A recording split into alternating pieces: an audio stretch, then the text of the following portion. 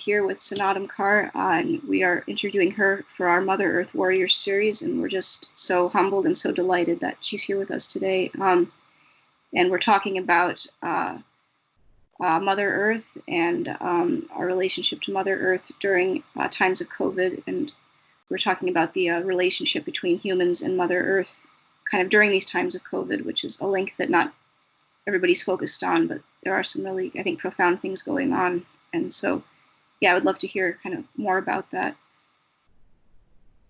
Yeah. Well, you know, I know that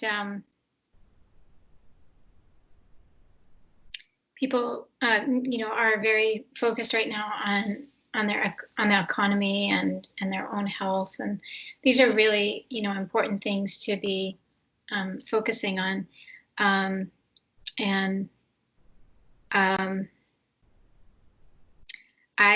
I feel like, well, one thing that's happened during COVID-19 is the nature itself has had a chance to kind of rebound from all the human activity. You know, we're hearing things like blue skies in Beijing for the first time, and Delhi, which was just unimaginable to me.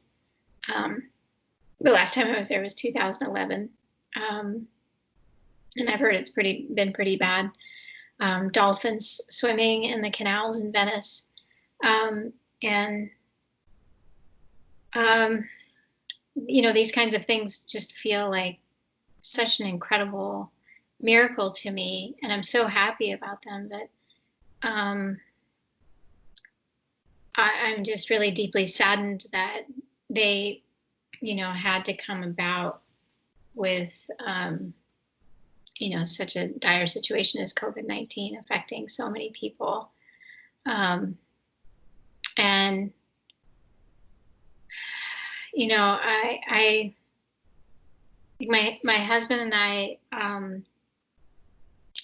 are still in the face of all of this, trying to keep an eye on our relationship to the environment.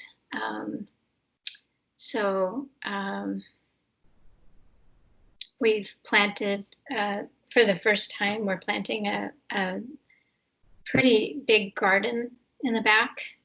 And I've heard a lot of people are doing this now, a lot driven by the fact that there might be shortages of fresh food in some places, and people wanting to have that capacity to be able to grow their own food, which feels good.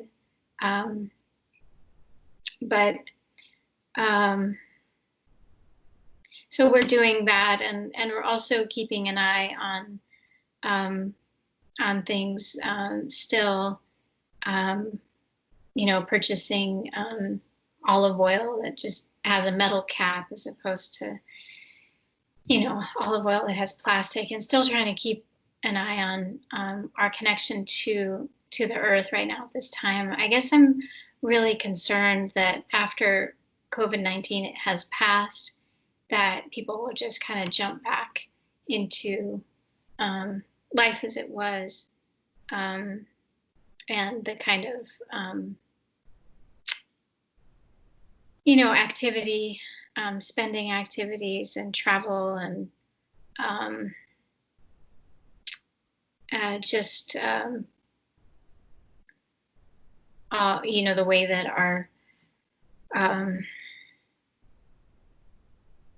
much of our economic infrastructure is set up around basically plundering the environment. So I'm deeply concerned about this at this time. And, you know, to me, I feel like if we can bring the earth back into our focus, it will help us in the long run, actually help us with our immune systems. The more clear the air is, the more clean the soil is that we're growing our food in. it's a kind of a long-term, you know, health goal that I think is vitally important for people on our planet right now. So to me, it feels like COVID-19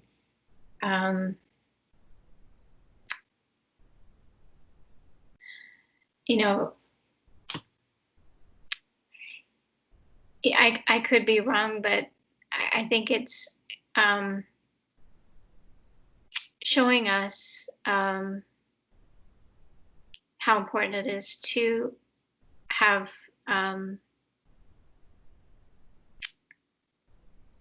our, basic health, our basic immune systems functioning.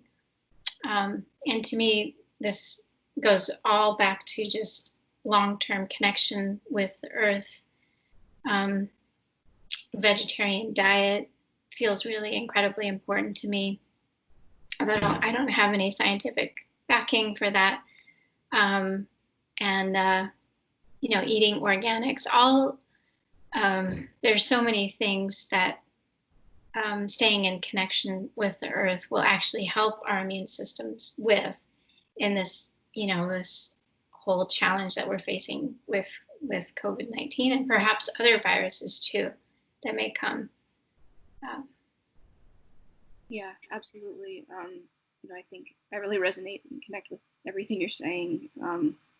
Yeah, just in terms of human health and the Earth's health kind of being intertwined. And I've been drawing some hope seeing the revival of certain aspects of our planet that use with pollution and wildlife. That's been sort of a small bright spot in the mix of all this. And so, yeah, thank you for sharing all of that. I think it's really helpful, and yeah, it's helpful to kind of frame it that way. That kind of even during this time, the Earth is still so important. And so, I guess the next question that I had was, I've noticed that as I'm sure many others have, you've just done such an incredible job and a beautiful job of weaving, kind of in general, throughout your life, you've done this kind of natural weaving together of Gurbani with an awareness of the environment and a love for the planet Earth. One example is the beautiful video you did with the slok of Japji Sahib, and there's other examples too. And I was wondering if you could just maybe discuss that a little bit more, just about how you kind of have, I guess, just weaved, Gurbani Kirtan and Mother Earth kind of together in this beautiful way. Yeah, well, I truly believe in the power of Gurbani Kirtan. And so my environmentalism started when I was a teenager in high school. And we started a recycling program at our school, which is, looking back at the time, I didn't realize, like, wow, that was something significant. Looking back, I'm like, wow, yeah, that was really important work. And I really have this, sensation that to shift our consciousness as a country and as a world, that it's going to take individual activism like this, kids starting recycling programs or parents, educating their children, or of the many ways, but it's this very like grassroots effort that feels really important. People just making a decision like, hey, I think I could carpool. I don't have to take my own car, or I think I can take public transportation, or gee, I'd rather ride my bike, or gosh, I really don't need to buy that fleece sweatshirt because it's basically made out of polyester, which is another form of plastic, or it goes on and on. Like, oh, I really don't need to buy those tangerines because that come in a plastic bag. even though I really love tangerines, but I don't, the plastic isn't going to love me or the earth or our future generations to come. Like there's so many choices in so many ways. And I really believe in this, consciousness shift. And so I feel like Gurbani Kirtan has, I believe that it has power to shift our consciousness, and bring us back into connection again with the earth. Because if we don't have the health of the planet, we don't have the health of our air, water, really none of us can live here on this planet. So my intention has been with these various songs that I've put out that interweave Gurbani Kirtan with like a environmental message, is that in hopes that people will hear the environmental message, and then more importantly that the Gurbani can help shift people's consciousness back to like, oh well, yeah, the earth is like our mother, and the air is our father, and having this kind of I think the way that Gurbani Kirtan works is more like subtle vibratory frequency shift inside, that of connection to the earth. And so I realized, like, many people, they don't know what Pavan Guru Pani Pita Mata Tarat Mahat means. They may never really understand what those words mean. But I feel like in a subtle way, and my prayer is that in a subtle way that people are connecting with the concepts of those Gurbani lines, which come from Guru Nanak. And I feel that he was very in tune with the environment and the earth with his teachings. And it's just amazing. And I'm seeing some people making the connection, in our Sikh Dharma family, and it's inspiring, not just because of my work, but because of just the shift in awareness in people realizing these beautiful teachings of Guru Nanak and bringing them forth in their own way. I don't know if you're aware, there's who are those guys? The Sikh, they're planting a bunch of trees. Yes. Do you know? I think that is at EcoSeek. Yeah, EcoSeek. I really love their work. And like, yeah, that's really amazing to me. And also helping Gurdwaras to stop serving langar with plastic utensils, and moving towards organic langars, and but I guess their most important work right now is planting trees all over India and then in other places in the world. And to me, that's just like, wow, yeah, that's like, that's so inspiring to me. So anyway, I try to do my small part. People are, as an artist, people are listening to my music and following me on social media or whatever. And so I try to do my parts in all of this, which, it's small, but it's something. And I feel like it is going to be small. Each of us are going to do small things. And that's part of I think the facade that's keeping so many people from activism,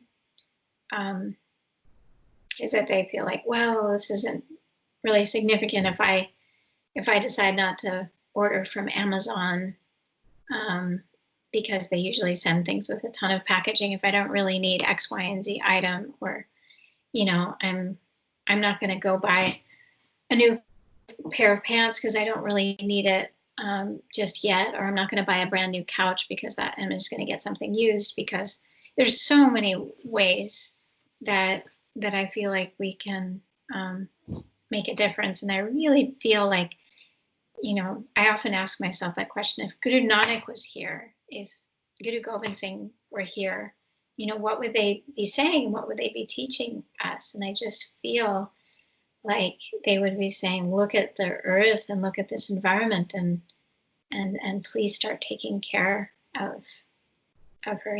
That's just my feeling, but that's what I feel is in the core of our teachings, is to do the righteous work that is in front of us. And to me, it's righteous work to be an environmentalist, but it's also desperately needed. I feel like if we don't shift our ways, and I've traveled around the world a lot and seen places that are devastated by the environmental destruction and impact of what we're doing. And I think places that are kind of in more comfort, more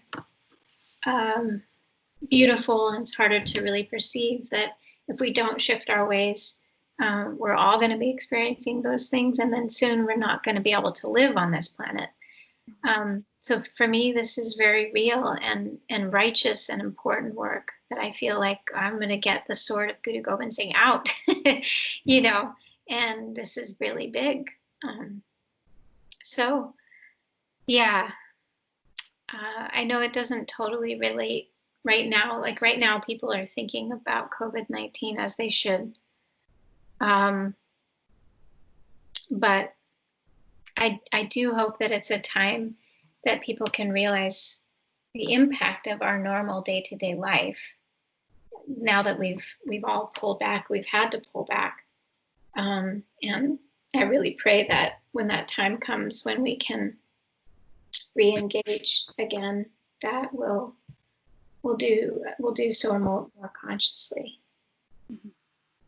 Yeah, absolutely. And yeah, thank you. Gosh, that was, you captured so much and so much profound things in what you just said. And covered a lot of really important ground. So thank you so much for sharing all of that. And I agree. I hope that this time is kind of like a reset in some ways, and that it won't just be back to business as usual if or when this crisis passes. It seems like it's an opportunity to kind of have a big reset in the global consciousness when it comes to Mother Earth.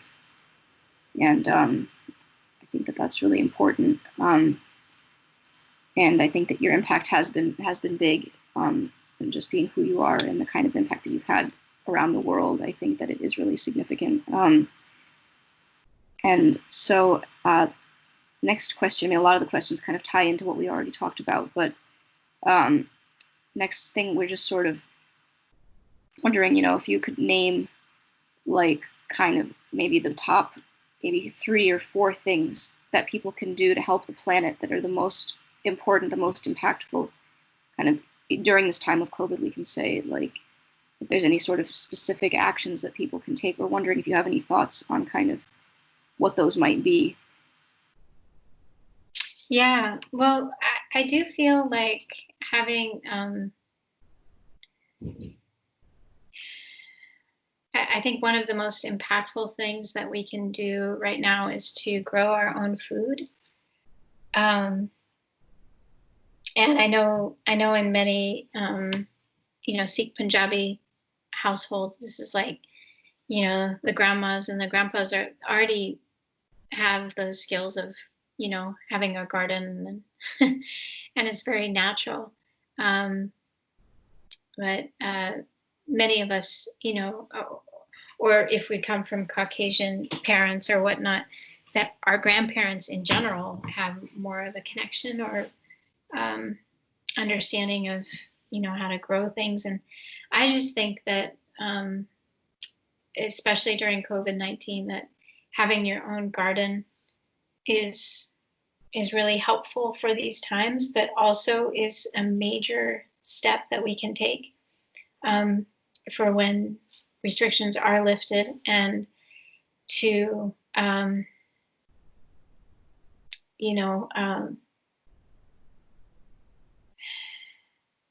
able to plant good things into your soil, into your backyard. So also thinking about things like not using fertilizers, which are, even though it's kind of, maybe some weeds come up and it's kind of an inconvenience or whatever, but those fertilizers are seeping poison into your, water and then the garden itself. So, really cleansing out those kinds of things from your use. And then also with another powerful thing is to look at all of our household cleaners, shampoos, soaps, and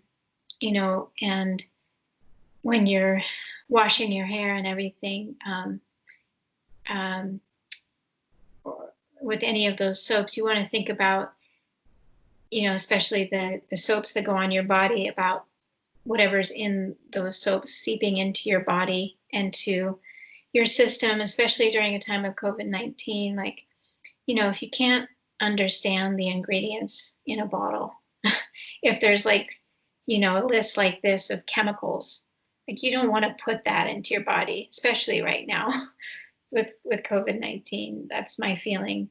Our immune systems need to be strong and need to be able to defend right now. So, and then also with household cleaners and, all those things, thinking about, okay, well, I'm going to scrub my dishes, and then that water is going to go into the groundwater. And, so really cleansing and clearing out, and then really utilizing just what you need. I think that's one thing that COVID-19 has all taught us, is people are kind of, freaking out and stockpiling, and all of these things. We're kind of realizing, okay, well, I need to go to the store, but I don't want to go back over and over again, to decrease my exposure. Well, this is also an environmental, basic principle. Is don't go out more than you have to go out, or don't consume more than you have to consume. And just coming back to, I think during this COVID-19, it's we're all coming back to more what do I actually need? What do I actually need to do? So I think that's a huge,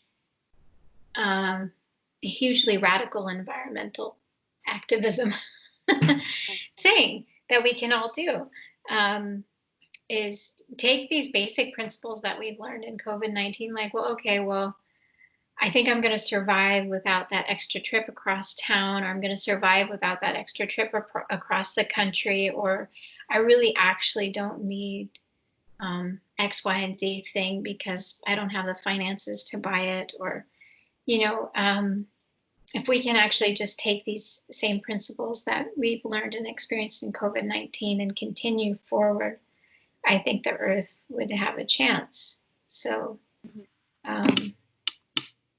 yeah. Yeah, absolutely. Thank you. I agree. The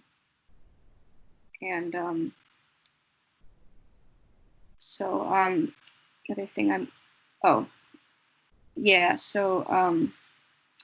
I guess the next question was, there's any, I guess some of this is kind of obvious, but thought it might be kind of interesting to drill down a little bit on, the types of challenges that people might encounter when they're thinking about taking action to help the planet during these times of COVID.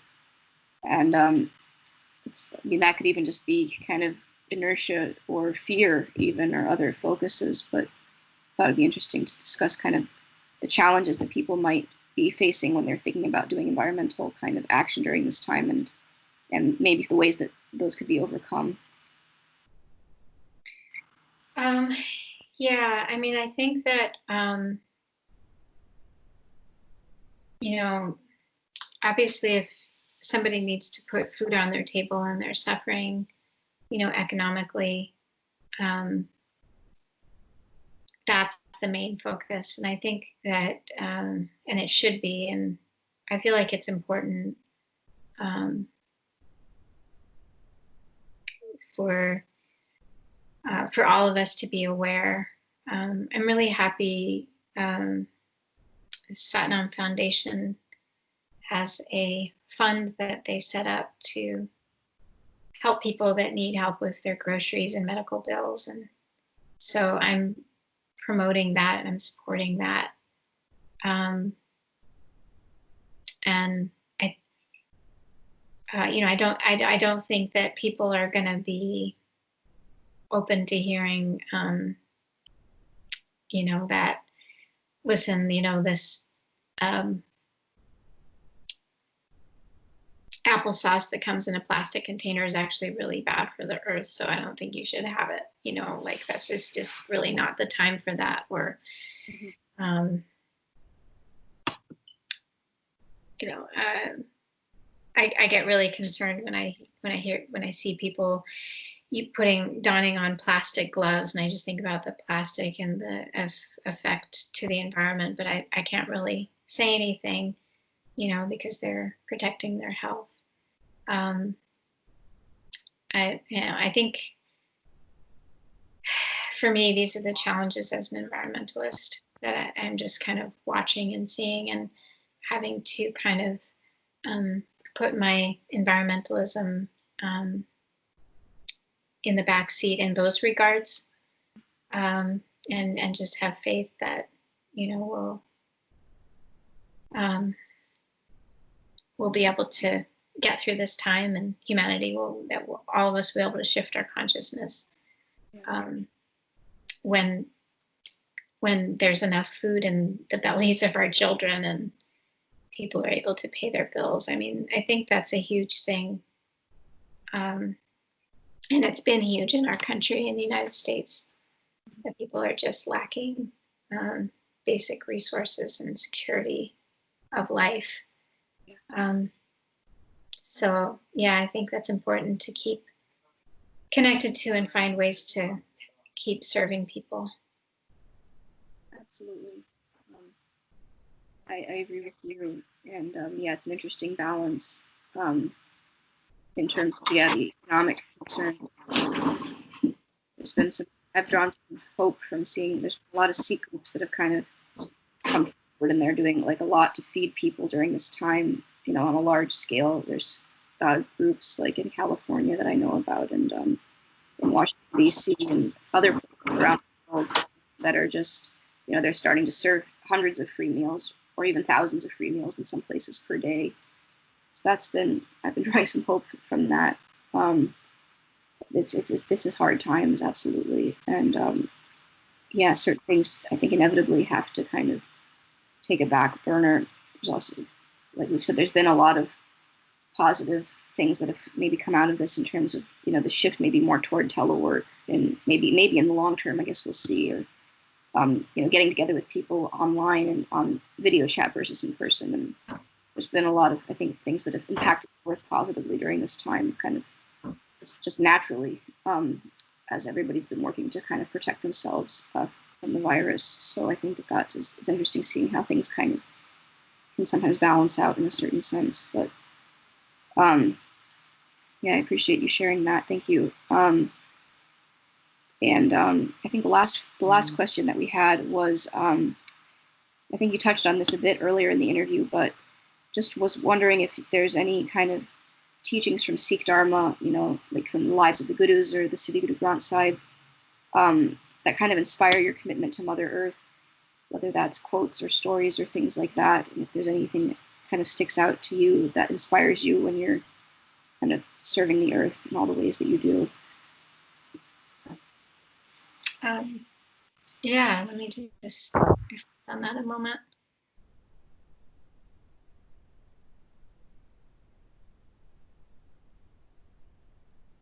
I think, just kind of really simple stories about Guru Nanak and how he loved to meditate outside. How he would go and meditate in the forest as a young boy, and in as he taught as a young man and then an older man, that it was often underneath a tree, or that he was in nature. It wasn't that he was in